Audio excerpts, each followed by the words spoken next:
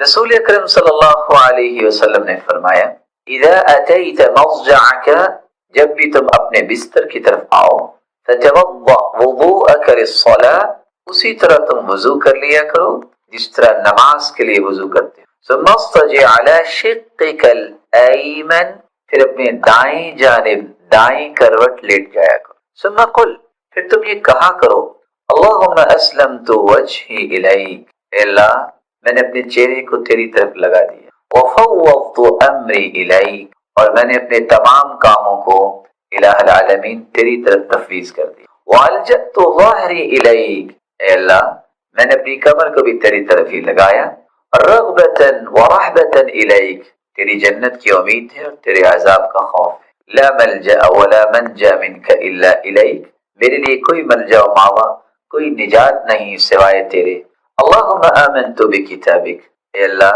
میں تیری کتاب پر ایمان لاتا ہوں، الذی انزلت، جو تو نے نازل کی، وبنبیک الذی ارسلت، اور تیرے نبی کے ساتھ بھی میں ایمان لاتا ہوں جس کو تو نے مبعوث کیا، فإن مت من لیلتک فأنت علی الفطرہ، آخر میں رسول اللہ صلی اللہ علیہ وسلم نے خوشخبری سنا، میرے صحابی جب یہ الفاظ پڑھ لو گے فإن مت من لیلتک، اگر تمہیں اس رات موت آ جائے، فأنت علی الفطرہ، تمہاری موت فطرت پر آئے گی، وَاجْعَلْهُنَّ آخِرَ مَا تَتَكَلَّمُ بِهِ، اور رات سونے سے پہلے آخری کلمات تم یہی اپنی زبان سے ادا کیا۔ یہاں کی روایت ہے 198، دنیا کے اندر سب سے بہترین کلام 4 کلمات ہیں، میرے ساتھ دہرائیے گا، سبحان اللہ والحمد للہ ولا الہ الا اللہ واللہ اکبر۔ یہی وجہ ہے کہ صحیح بخاری کی روایت ہے یہ کلمات کوئی پڑھ لے رات اس کی آنکھ کھلے تو یہ کلمات پڑھ لے،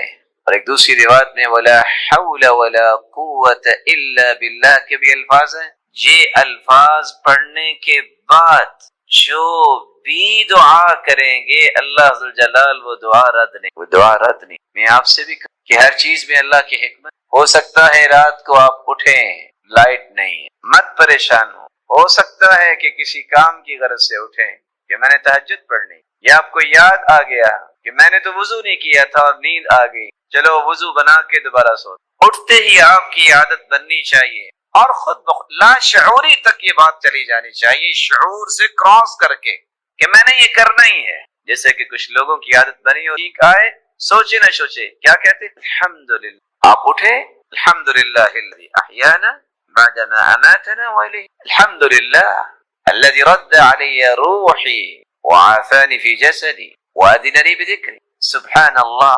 والحمدللہ ولا الہ الا اللہ واللہ اکبر، یہ کلمات پڑھیے اور دعائیں شروع کر دیں، اللہم اغفر لی رب اغفر لی ولوالدی، اللہم اشفنی، اللہم اشفی امی، اللہم اشفی والدی، اللہم اشفی اولادی، اللہم اہدیم سبل السلام، جو دعائیں کرتے ہیں، اللہم اکتب لی الفوز والنجاح فی الدنیا والآخرہ، اللہ دنیا اور آخرت میں میرے لیے کامیابیاں لکھ دے، جو دعا چاہتے ہیں وہ مانگ لیں، اللہ سے رد نہیں۔ رسول اللہ صلی اللہ علیہ وآلہ وسلم نے یہاں تک فرمایا کہ یہ افضل ترین کلمات ہی نہیں ہیں کیونکہ اس میں اللہ جلال کی تعریف، بلکہ یہ بے مثال عمل ہے۔ صحیح مسلم کی روایت 6843، سیدنا ابو ہریرہ رضی اللہ تعالی عنہ سے مروی ہے، من قال حین یصبح وحین یمسی سبحان اللہ وبحمدہ 100 مرہ، جو شخص صبح اور شام 100 مرتبہ یہ کلمات پڑھ لیتا ہے، میرے ساتھ دہرائیے گا سبحان اللہ وبحمدہ۔ اللہ تعالیٰ کی تقسیم ہے نا کہ کچھ کلمات زبان پہ لائیں تو ابھی زبان ان کا نطق شروع نہیں کرتی کہ پورے جسم میں ایک خوشی کی لہر دوڑ جاتی، اور وہ اللہ کی تعریف، وہ اللہ کی رسول پر درود، سبحان اللہ وبحمدہ 100 مرتبہ اگر کوئی کہہ دے، لم یأتی احد یوم القیامہ بأفضل مما جاء به الا احد قال مثل ما قال او زاد علیہ۔ قیامت کا دن ہوگا جب اعمال پیش ہو رہے ہوں گے تو 100 مرتبہ سبحان اللہ وبحمدہ کہنے والے کو جو اجر ملے گا یہ صرف اس کو ہی ملے گا، اس سے زیادہ اجر جس نے اس سے زیادہ پڑھا ہوگا وگرنہ اس جیسا اجر کسی کے نصیب، کیونکہ اس میں اللہ کی تعریف۔ بلکہ صحیح مسلم کی روایت ہے 6847، رسول اللہ صلی اللہ علیہ وسلم نے فرمایا، سیدنا ابو ہریرہ رضی اللہ تعالی عنہ بیان کرتے ہیں، لَأَنْ أَقُولَ سُبْحَانَ اللَّهِ، رسول اللہ صلی اللہ علیہ وسلم کا فرمان ہے، لَأَنْ أَقُولَ سُبْحَانَ اللَّهِ وَالْحَمْدُ لِلَّهِ وَلَا إِلَهَ إِلَّا اللَّهُ وَاللَّهُ أَكْبَرُ أَحَبُّ إِلَيَّ مِمَّا طَلَعَتْ عَلَيْهِ الشَّمْسُ۔ اللہ اکبر۔ دنیا اگر ساری کی ساری مجھے مل جائے، اس سے زیادہ میرے نزدیک پیاری چیز یہ ہے کہ میں یہ 4 کلمات کہہ دوں جو پوری دنیا سے بہتر ہیں، سبحان اللہ والحمد للہ ولا الہ الا اللہ واللہ اکبر۔ بلکہ رسول اللہ صلی اللہ علیہ وآلہ وسلم نے فرمایا، صحیح الجامع کی روایت ہے 3214، سیدنا ابو ہریرہ رضی اللہ تعالی عنہ بیان کرتے ہیں، خذوا جنتکم من النار، اگر آگ سے بچنے کی کوئی ڈھال لینا چاہتا ہے تو وہ کیا ہے؟ یہ کہہ دو، سبحان اللہ والحمد للہ ولا الہ الا اللہ واللہ اکبر۔ یہ 4 کلمات قیامت کے دن تمہارے چاروں طرف ڈھال بن جائیں گے، تمہیں جہنم نہیں جانے۔ فَإِنَّهُنَّ يَأْتِينَ يَوْمَ الْقِيَامَةِ مُقَدِّمَاتٍ مُعَقِّبَاتٍ مُجَنِّبَاتٍ وَهُنَّ الْبَاقِيَاتِ الصَّالِحَاتِ۔ یہ قیامت کے دن انسان جب جا رہا ہوگا، یہ آگے بھی ہوں گے، پیچھے بھی ہوں گے، دائیں بھی ہوں گے، بلکہ یہی کلمات باقیات الصالحات بنیں گے، باقی رہنے والی ایسی نیکیاں جو نیکیاں انسان کو اللہ کی جنت کا مہمان بن۔ رسول اللہ صلی اللہ علیہ وآلہ وسلم نے تو یہاں تک فرمایا، سیدنا ابو ہریرہ رضی اللہ تعالی عنہ سے مروی صحیح ترغیب کی روایت ہے 153، نوح علیہ السلام کی وفات کا جب وقت آیا تو انہوں نے اپنے بیٹوں کو بلا کر وصیت کی اور کہا، بیٹو آمرکما بلا الہ الا اللہ، اپنے دونوں بیٹوں سے کہتے ہیں میں تمہیں حکم دیتا ہوں کہ تم کثرت سے لا الہ الا اللہ پڑھنا، فإن السماوات والأرض وما فيهما لو وضعت في كفة الميزان ووضعت لا إله إلا الله في الكفة الأخرى كانت أرجح۔ بیٹو اگر 7 آسمان 7 زمینیں 14 کے 14 طبق ترازو کے ایک پلڑے میں رکھے جائیں اور دوسرے پلڑے میں لا الہ الا اللہ رکھ دیا جائے تو یہ توحید کا کلمہ 14 کے 14 طبق سے بھاری ہو۔ وَلَوْ أَنَّ السَّمَاوَاتِ وَالْأَرْضَ كَانَتَا حَلْقَةً فَوُضِعَتْ لَا إِلَهَ إِلَّا اللَّهُ عَلَيْهَا لَفَصَمَتْهَا أَوْ لَقَصَمَتْهَا وَآمُرُكُمَا بِسُبْحَانَ اللَّهِ وَبِحَمْدِهِ فَإِنَّهَا صَلَاةُ كُلِّ شَيْءٍ وَبِهَا يُرْزَقُ كُلُّ شَيْءٍ۔ میرے بیٹوں میں آپ کو ایک دوسری چیز کی نصیحت بھی کرتا ہوں کہ تم لا الہ الا اللہ کے ساتھ ایک کلمہ اور پڑھا کرو، سبحان اللہ وبحمدہ، سبحان اللہ وبحمدہ۔ اس کلمے سے کیا ہوگا؟ فإنها صلاة كل شيء، ہر چیز کی نماز یہی کلمہ ہے۔ قرآن مجید میں اللہ فرماتے ہیں وَإِن مِّن شَيْءٍ إِلَّا يُسَبِّحُ بِحَمْدِهِ وَلَكِن لَّا تَفْقَهُونَ تَسْبِيحَهُمْ۔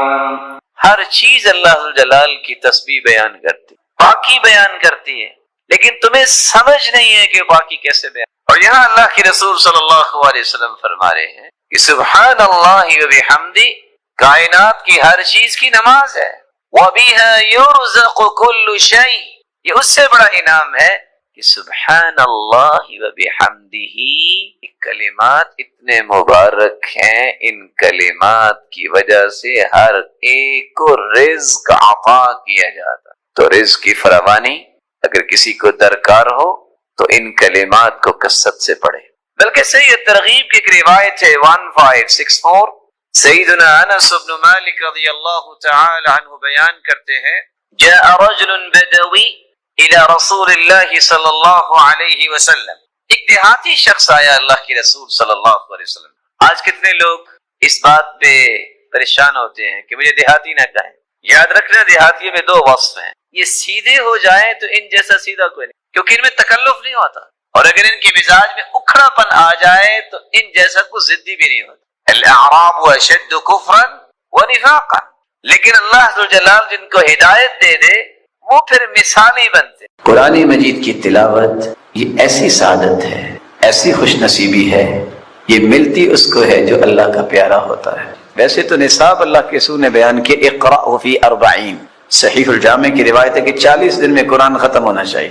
صحابی نے کہا میں تو اس سے زیادہ پڑھنا چاہتا ہوں، آپ نے فرمایا اقرأ فی 30، چلو مہینے میں ختم کر۔ کہا نہیں، اللہ کے رسول اور جی چاہتا ہے، فرمایا اقرأ فی 20، 25 اور 20 دن کا تذکرہ کیا، پھر 15 اور 10 دن، پھر فرمایا 7 دن میں مکمل کرو، پھر فرمایا اقرأ فی 3، 3 دن میں پڑھو، اور 3 دن میں جو پڑھتا ہے وہ قرآن کو سمجھتا نہیں۔ اور ساتھ صحیح الجامع کی روایت ہے ان استطعت، اگر تمہاری طاقت ہے تو تم 3 دن سے بھی کم عرصے میں قرآن مکمل پڑھ سکتے۔ اگر قرآن مجید رمضان میں بھی ہم نہیں پڑھیں گے تو پھر کب پڑھیں گے؟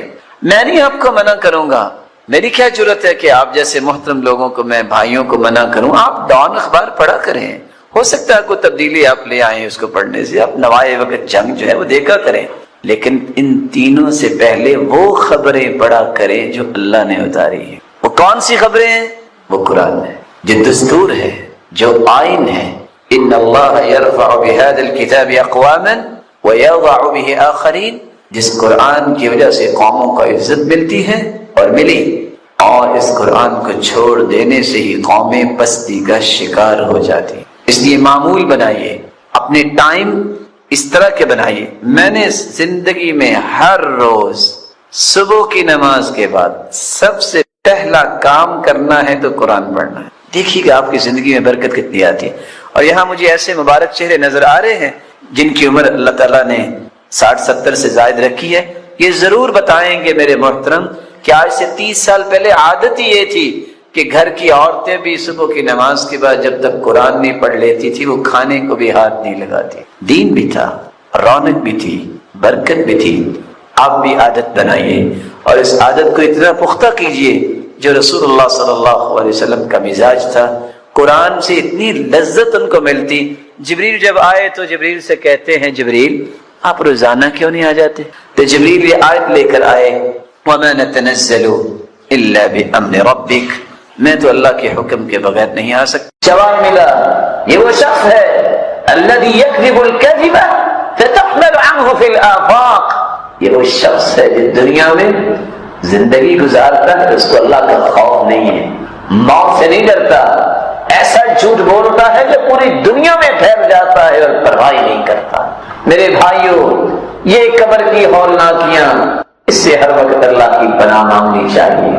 اس قبر کے عذاب سے بچنا ہے تو آؤ رسول اللہ صلی اللہ علیہ وآلہ وسلم کے بتائے ہوئے طریقے آپ کے سامنے میں پیش کیے دیتا ہوں۔ سب سے آسان طریقہ، یہ قرآن بڑی نعمت ہے۔ ان سورۃ من القرآن ما هي الا 30 آیہ، قرآن مجید کی ایک سورت ہے جس کی 30 آیات ہیں، سورۃ الملک اس کا نام ہے۔ جو اس کو پڑھ لیتا ہے ہی المانعۃ من عذاب القبر، یہ عذاب قبر سے محفوظ کروا دیتی ہے۔ بلکہ رسول اللہ صلی اللہ علیہ وسلم نے فرمایا شفعت لصاحبها وفي رواية خاصمت عن صاحبها حتى غفر له وفي رواية ثالثة حتى أدخلته الجنة۔ جو رات کو سوتے وقت سورۃ الملک پڑھ کے سوتا ہے، قیامت کا دن ہوگا، قبر کے عذاب سے بھی یہ بچائے گی اور حشر میں بھی سفارش کرے گی۔ سفارش ہی نہیں کرے گی جب تک جنت میں داخل نہیں کروا دے گی، سفارش چھوڑے گی نہیں۔ میرا جی چاہتا ہے کہ میں آپ بھائیوں سے چھوٹا سا مشورہ بھی کر لوں، کر لیا جائے؟ کون کون ہے آپ میں سے جو چاہتا ہے کہ اللہ مجھے عذاب قبر سے بچائے؟ اللہ سب کو بچا دے۔ آپ سورۃ الملک تو پڑھتے ہی ہوں گے ماشاءاللہ، کون کون پڑھتا ہے؟ ہاتھ تو کھڑا کیجیے۔ جو میرے بھائی نہیں پڑھتے آج کے بعد وعدہ کرتے ہیں کہ پڑھا کریں گے۔ دیکھیں میرے بھائیوں، آخر گھر میں کام کاج تو انسان کرتا ہی ہے نا، ٹی وی کھول کے تو بیٹھتا ہی ہے نا، اور کتنی سعادت مندی ہے 30 آیتیں پڑھ لے۔ چلو میں ایک دوسرے طریقے سے بات کی وضاحت کرتا ہوں۔ عشاء کی نماز کے بعد اگر ایک شخص آپ کا دروازہ نوک کرے اور جو ہی آپ دروازے پہ نمودار ہو، آپ کے ہاتھ میں انویلپ دے، انویلپ میں کیا ہو؟ صرف 13,000 بیڈی ہو، نیند آئے گی؟ بولے۔ اس کو پکڑنے کے بعد انسان کو نیند آئے گی؟ بلکہ سوچے گا کون تھا، کدھر سے آیا تھا، فون نمبر ہی اس کا مل جاتا، بڑا کمال کا بندہ تھا، 13,000 مجھے بہرنی دینار دے گیا۔ نیند آئے گی؟ یہ نظر آتے ہیں نا۔ من قرأ حرفا من کتاب اللہ فلہ بہ حسنہ والحسنة بعشر امثالها لا اقول الف لام میم حرف بل الف حرف ولام حرف ومیم حرف۔ جس سورۃ الملک پڑھ لیتا ہے 13,000 سے زائد نیکیاں اس کے نام اعمال میں لکھ دی جاتی ہیں۔ قبر کے عذاب سے بھی بچا لیا جائے، اور حشر کا دن ہوگا، اس دن کوئی کسی کے کام نہیں آئے گا۔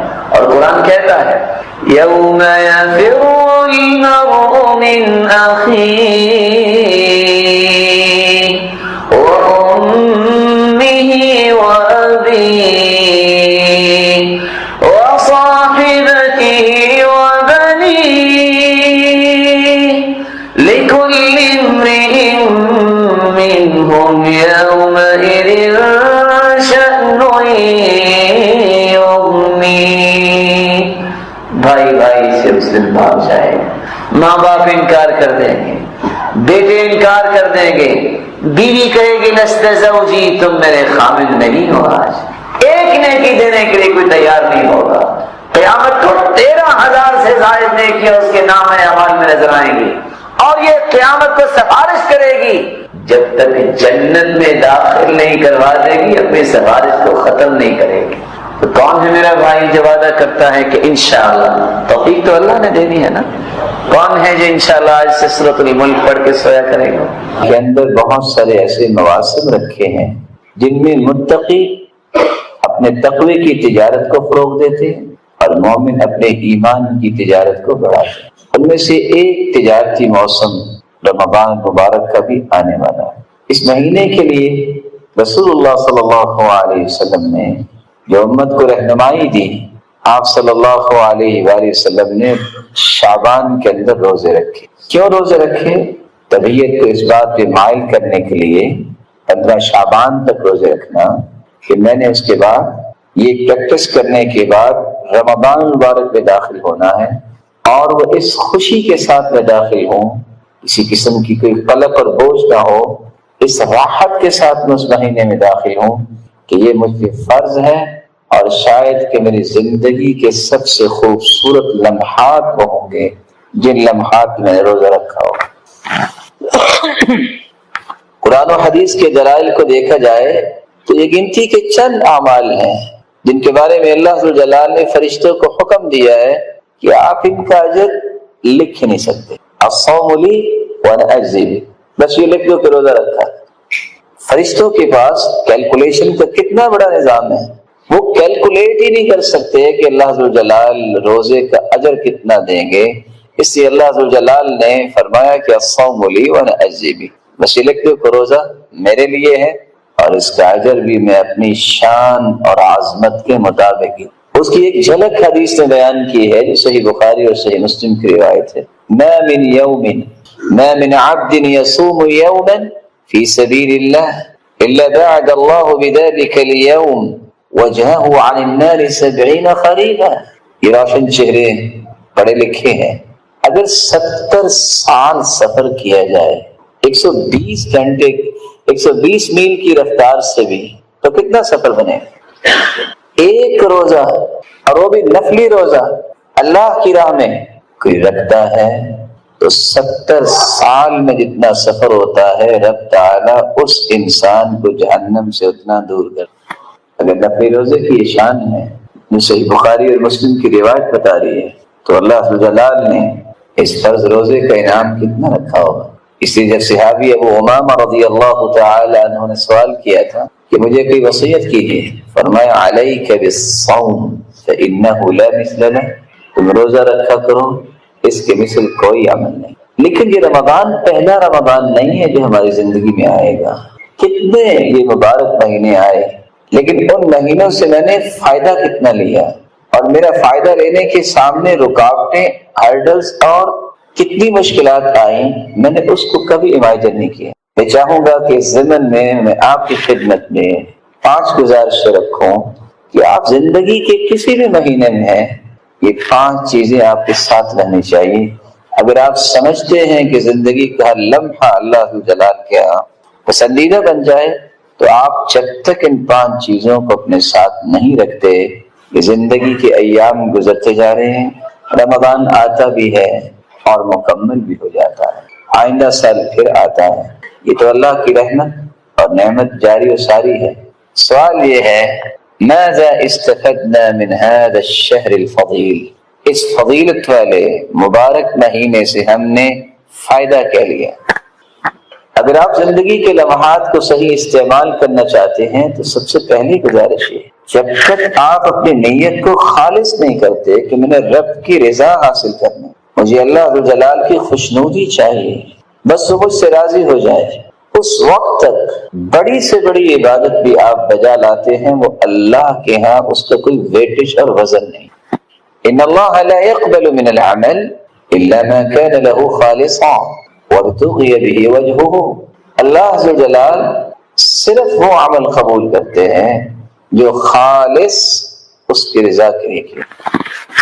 دنیا کے اندر کاروبار کرنے والے 50-50 60-40 70-30 اپنی پسند کی ریشو رکھ کے کاروبار کرتے ہیں، لیکن جب حساب کرتے ہیں ایک پیسہ نہیں چھوڑتے۔ عبادت اتنی حساس ہے کہ اگر 99% آپ نے اللہ کے لیے عبادت کی ہو اور 1% لوگوں کے لیے کہ لوگ بھی واہ واہ کریں، لوگ مجھے اپریشیٹ کریں، تو اللہ جلال قیامت کو فرمائیں گے ترکتہ وشرکہ، میں نے اپنے 99% بھی چھوڑے جس کے لیے تم نے 1% عبادت کی تھی، فلیطلب ثوابہ من عندی، آج بدلہ اسی سے جا کے لے لو۔ اس قدر خسارے کی بات ہے۔ اور جرجانی رحمہ اللہ سے جب کسی نے پوچھا تھا کہ اخلاص ہے کیا، وہ کہا کرتے تھے اللہ تطلب لعملک شاہدا غیر اللہ، دنیا میں سب سے زیادہ ریلائبل کام وہ ہوتا ہے جس کی گواہ ہو۔ اللہ عز و جلال کے ہاں سب سے ریلائبل کام وہ ہے جس میں اللہ کے سوا کوئی گواہ نہ ہو۔ یہ شعور جب انسان کو آتا ہے، بات کرتے وقت، عمل کرتے وقت، نیکی کرتے وقت، عمل صالح اختیار کرتے وقت، میں کس کے لیے کر رہا ہوں؟ مجھے تو رب کی رضا چاہیے، میرے مالک تو راضی ہو جائے، میرے مالک اپنی رضا کے لیے اسے خاص کر لینا۔ یہ شعور اگر بیدار ہو جائے تو اس سے قیمتی انسان روئے زمین پہ نو ڈاؤٹ کہ جہاد کتنا عظیم کام ہے۔ شریعت نے جو 2-3 باتیں بیان کی ہیں جن کا وزن میں اور آپ نہیں کر سکتے۔ پہلی بات ذروۃ سنامہ الجہاد، یہ معمولی بات نہیں، اسلام کی کوہان اور بلندی اور چوٹی جہاد ہے۔ باب من ابواب الجنہ یذہب اللہ بہ الہم والغم، یہ جنت کے دروازوں میں سے ایک دروازہ ہے۔ اس لیے فرمایا نا من لم یغزو ولم یحدث بہ نفسہ مات علی شعبۃ من النفاق، جو شخص اعلاء کلمت اللہ کے لیے جہاد کرتا نہیں ہے اور نہ ہی اس کی نیت ہے، اسی حالت میں دنیا سے چلا جاتا ہے تو نفاق کی موت۔ اور صحیح بخاری اور مسلم کی روایت ہے کہ صحابی نے سوال کیا تھا دلنی علی عمل یعدل الجہاد، کوئی ہے اس کے برابر عمل؟ اللہ کے رسول صلی اللہ علیہ وسلم نے فرمایا لا اجدہ، نہیں، الا رجل خرج بنفسه وماله فلم يرجع من ذلك بشيء، اس کے باوجود اللہ کے رسول صلی اللہ علیہ وسلم سے سوال کیا گیا، اور سوال کیا تھا؟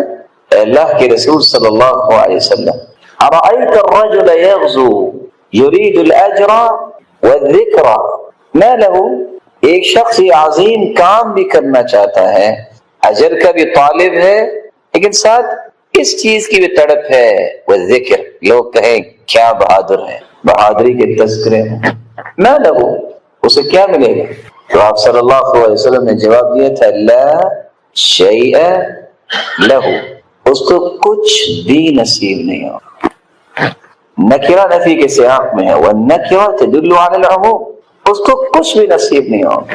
تو حدیث بیان کرتی ہے میدان جنگ میں بھی کافروں کی صف ہے، مومنوں کی صف، اگر کوئی وہاں بھی گر جاتا ہے اللہ اعلم بنیتہ، اس کی نیت کو بھی اللہ جانتا ہے۔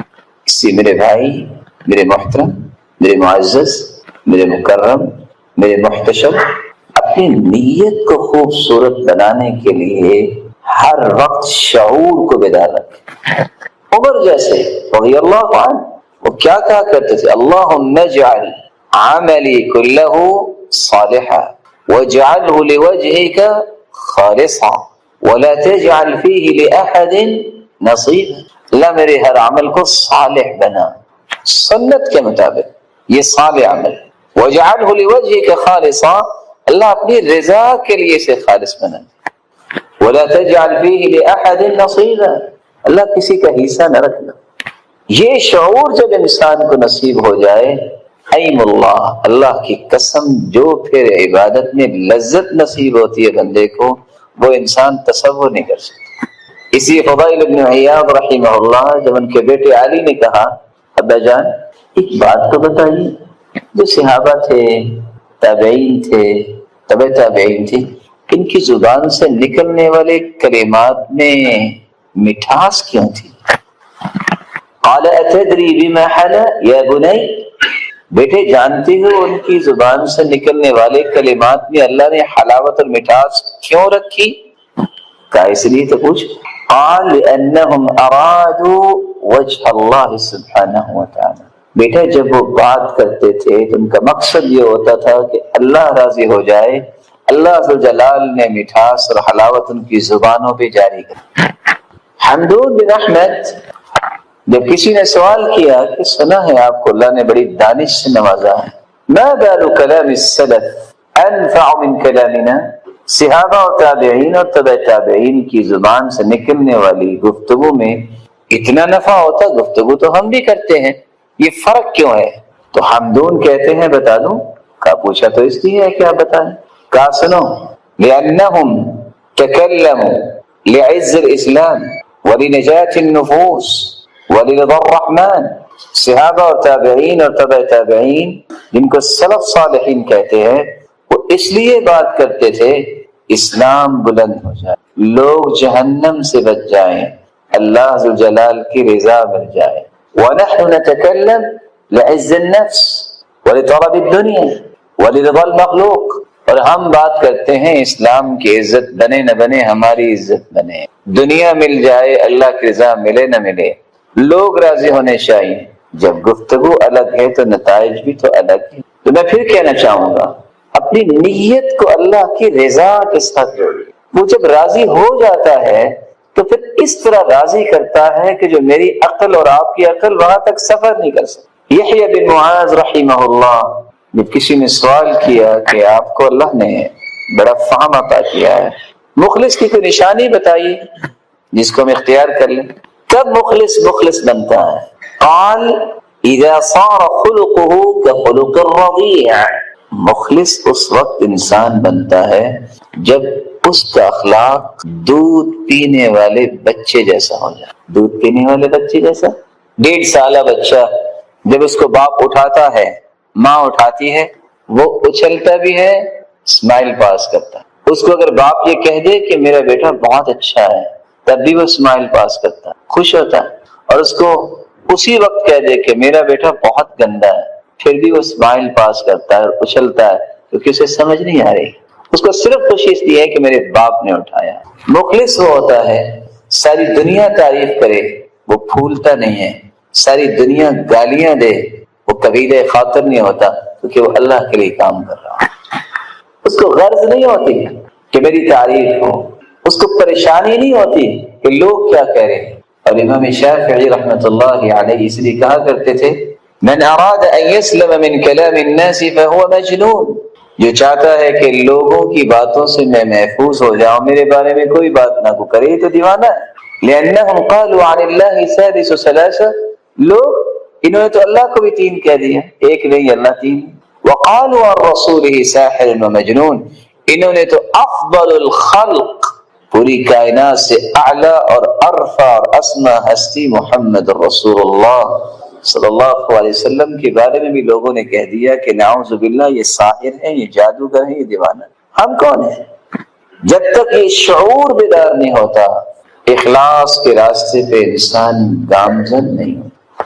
اخلاص کے بعد دوسری گزارش میں آپ کی خدمت میں کرنا چاہوں گا، آپ کی عمر بھلے 100 سال ہو جائے، آپ 100 سال کے اندر کوئی دن ضائع نہ کریں، ساری رات سجدے میں گزار دیں، جب تک سنت کے مطابق عمل نہیں ہوگا آپ کا کوئی عمل بھی اللہ کے ہاں قبول نہیں ہوگا۔ من عمل عملا ليس عليه امرنا فهو رد، اے مردود۔ دنیا کا قابل سے قابل ترین شخص، صالح سے صالح ترین شخص، بڑے سے بڑا عمل بھی اگر کرتا ہے، اگر وہ سنت کے مطابق نہیں ہے تو وہ اللہ کے ہاں مقبول نہیں ہے، مردود ہے۔ بھلا کیوں مردود ہے؟ میرا یہ ایمان ہے اور مجھے امید واثق ہے کہ آپ کا بھی یہ ایمان ہے کہ روئے زمین پر آدم علیہ السلام سے لے کر آج تک محمد رسول اللہ صلی اللہ علیہ وسلم جیسی ذات اللہ نے بھیجی ہے۔ مخلوق میں سے وہ ذات کے اعتبار سے بھی بے مثال ہیں، اپنی بات کے اعتبار سے بھی بے مثال ہیں، اور اپنی اداؤں اور عمل کے اعتبار سے بھی بے مثال۔ بلکہ جب تک ان کی بات کو حتمی بات، آخری بات، اٹل فیصلہ نہ سمجھا جائے، اس انسان کا ایمان اللہ کے ہاں کنسیڈر ہی نہیں ہوتا۔ فَلَا وَرَبِّكَ لَا يُؤْمِنُونَ حَتَّى يُحَكِّمُوكَ فِيمَا شَجَرَ بَيْنَهُمْ۔ میرے محبوب تیرے رب کی قسم، اللہ اپنی قسم خود اٹھا رہے ہیں، مجھے میری کبریائی اور عظمت اور تقدس و جلالت کی قسم، جب تک میرے محبوب تیری بات کو حتمی بات نہ مان لیں، میں اپنی کبریائی کی قسم اٹھاتا ہوں میرے نزدیک وہ مومن ہی نہیں۔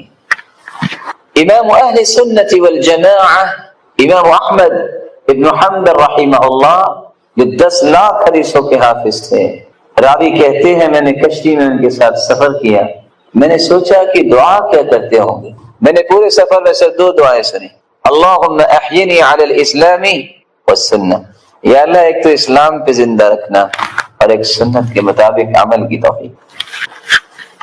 السنہ کسفینۃ نوح من رکبها نجا ومن تخلف عنها هلك۔ نوح علیہ السلام نے کشتی بنائی، ایک شخص نے بنائی، کشتی والے بچ گئے، باقی سب ڈوب گئے۔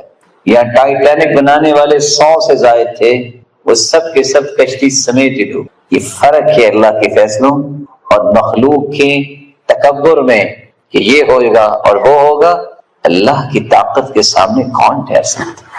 جس طرح کشتی میں سوار ہونے والے بچے، باقی سب ڈوب گئے، سنت کے مطابق عمل کرنے والے ہی بچیں گے، باقی سب کے سب اپنے زندگی کو خسارے میں ڈال دیں گے اور ان کے اعمال بھی ڈوب جائیں گے۔ رسول اللہ صلی اللہ علیہ وآلہ وسلم کی سنت، اس کے بغیر تو عمل کی کوئی قیمت نہیں۔ بعض لوگ یہ کہتے ہیں، اور شاید یہی چکمہ دیا ہوا ہے شیطان نے، دیکھو فلاں کر رہا ہے نا، دیکھو فلاں نے کہا ہے نا، دیکھو کام کتنا اچھا ہے، دیکھو نیت کتنی اچھی ہے۔ نہ اللہ حضور جلال نیت کو دیکھتے ہیں، نہ اللہ حضور جلال کام کو دیکھتے ہیں، وہ دیکھتے ہیں جس محبوب کو میں نے پوری کائنات کا سرتاج بنایا ہے اس کی اداؤں کو یہ پسند کرتے ہیں۔ اسی لیے حسن بصری رحمۃ اللہ علیہ کہا کرتے تھے، لا يقبل القول الا بالعمل، کوئی قول عمل کے بغیر قبول نہیں، ولا يقبل القول والعمل الا بالنیہ، کوئی قول اور عمل قبول نہیں جب تک نیت خالص نہیں، ولا يقبل القول والعمل والنیہ الا باتباع السنہ، اور کوئی بھی قول، عمل اور نیت کنسیڈر نہیں ہوتی جب تک سنت کے مطابق۔ سنت کے مطابق عمل کرنا یہ اس وقت ممکن ہے جب ہم حدیث کی روشنی میں اپنی زندگی کے زاویوں کو دیکھیں۔ میں صحیح مسلم کی ایک روایت کوٹ کرنا چاہتا ہوں، اس اشکال کو دور کرنے کے لیے جو بس اوقات انسان کو پریشان کرتا رکاوٹ بن جاتا ہے۔ میں چھوٹے چھوٹے 3 سوال کروں گا اس بات کو قریب کرنے کے لیے۔ صحابہ سے بڑھ کے دنیا میں کو آیا؟ بولیے، ان جیسی نیت کسی کو نصیب ہوئی؟ اور ابھی آپ نے حدیث سنی کہ اگر نفلی روزہ رکھا جائے تو جہنم سے کتنا انسان دور ہو جائے گا ایک روزے کے بدلے؟ 70 سال کی مسافت۔ صحابہ اللہ کے رسول کے ساتھ ہیں، روزہ رکھا ہوا ہے، آپ نے حکم دیا روزہ چھوڑ دو، صحابہ نے روزہ چھوڑ دیا۔ کچھ صحابہ نے کہا ان عندنا نجدہ، ہمارے پاس طاقت ہے، اگر جہاد کی ضرورت بھی پڑی تو ہم جہاد کریں گے۔ انہیں روزہ نہیں چھوڑا، نیت بھی خالص ہے، ہیں بھی صحابہ، رکھا بھی روزہ ہوا ہے، تمنا یہ ہے کہ روزہ نبھانا۔ کیا اس سے خوبصورت نیت ہو سکتی؟ فلما بلغ قراع الغمیم، جب قراع غمیم جگہ پہ پہنچے، فاخبر رسول اللہ صلی اللہ علیہ وسلم، اللہ کے رسول صلی اللہ علیہ وسلم کو اس بات کی خبر دی گئی کہ ان بعض الناس، کہ بعض لوگوں نے روزہ رکھا ہے۔ آپ نے کیا فرمایا؟ اولئک العصاة، اولئک العصاة، یہ گنہگار ہیں، یہ گنہگار ہیں جنہوں نے روزہ نہیں چھوڑا۔ صحابی ہو، کمال کی نیت ہو، روزہ ہو، جب اللہ کے رسول صلی اللہ علیہ وسلم کی بات آ جائے، نیت بھی خالص ہے اور معمولی سی تاخیر ہوئی تو کیا کہا؟ گنہگار ہیں۔ اگر میں اور آپ جو بہت ناکارہ لوگ ہیں، اور ہماری نیتوں کا بھی کیا وزن ہوگا، اگر ہم کوئی کام کریں تو ہم گنہگار نہیں ہوں گے جو سنت کے مخالف ہوگا؟ یہ شبہ بھی زائل ہونا چاہیے ذہن میں، فلاں تو بڑا قداور شخص ہے، اس کا تو بڑا ویٹیج ہے۔ دنیا کے ہر قداور شخص کو جمع کر لیا جائے، پوری کائنات کو، محمد مصطفیٰ کی ایک بات کا مقابلہ نہیں۔ سیدنا عبداللہ ابن عباس رضی اللہ تعالی عنہ کے پاس ایک شخص نے کہا کہ سیدنا ابو بکر یہ کہتے ہیں، اور سیدنا عبداللہ ابن عباس نے کہا اللہ کے رسول یہ کہتے ہیں۔ مقابلے میں کون ہے؟ وہ ہستی جس کے بارے میں اللہ کے رسول نے خود فرمایا تھا میں نے دنیا میں ہر ایک کے احسانات کا بدلہ دے لیا ہے، لیکن ابو بکر کے احسانات کا بدلہ قیامت کو میرا رب دے۔ لیکن اس ہستی کی بات بھی جب اللہ کے رسول کے مقابلے میں آئی تو عبداللہ ابن عباس رضی اللہ تعالی عنہ کہنے لگے خشیت ان تنزل علیکم حجارۃ من السماء، مجھے خوف آ رہا ہے کہیں تم پہ پتھروں کی بارش نہ ہو جائے۔ تو نبی کے مقابلے میں صدیق کی بات پیش کر رہے ہیں۔ دیانتداری سے بتائیے، پوری دنیا کے اسکالرز اور ڈاکٹر جمع ہو جائیں، صدیق کی کسی ایک بات کا مقابلہ کر سکتے ہیں؟